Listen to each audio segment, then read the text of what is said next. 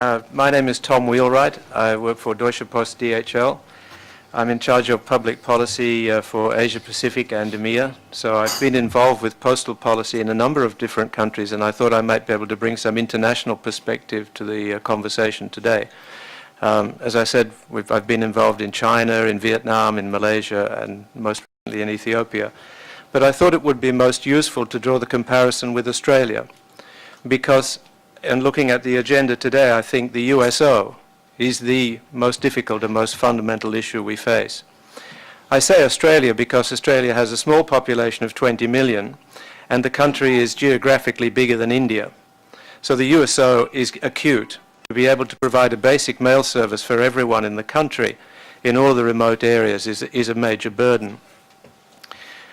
The first and most basic decision that was made by the regulatory authorities in Australia was to allow Australia Post to set the cost of a basic mail item at a level which would cover its costs.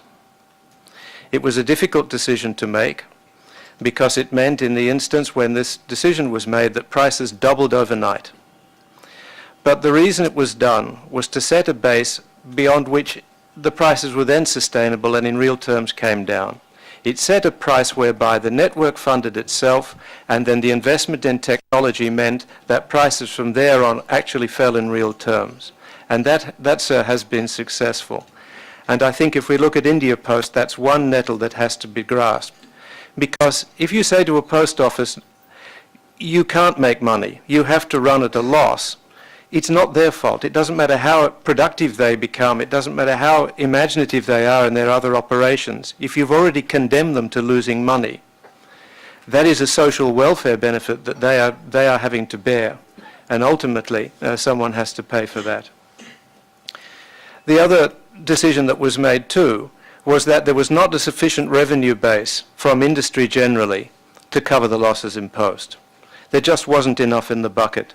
And I think that's relevant in India too, because if you look, for example, at the express industry, it's about $2 billion US in size, but the losses from post are about 450 million. So even if the express industry gave all the profit they made, it still wouldn't be enough to cover the loss. The revenue base just isn't big enough. The final thing that was decided in Australia was to corporatize the post. And the reason for that, the reason for separating it from the government and giving it its own balance sheet, giving it its own entity, financial entity, was to provide transparency and to allow for real decisions to be made about investment. Because until you have your own balance sheet, until you have your own P&L, you don't know what the return is going to be on your investment in technologies and things like that. And of all of the countries that I've dealt with so far, I can't think of another one that hasn't gone down that path. You need transparency. You can't run something like a post office with the financial arrangements of a corner shop. It has to be seen as a major business and run accordingly. Then it will be sustainable, and then it will be able to fulfill its function. Thank you very much, sir. Thank you.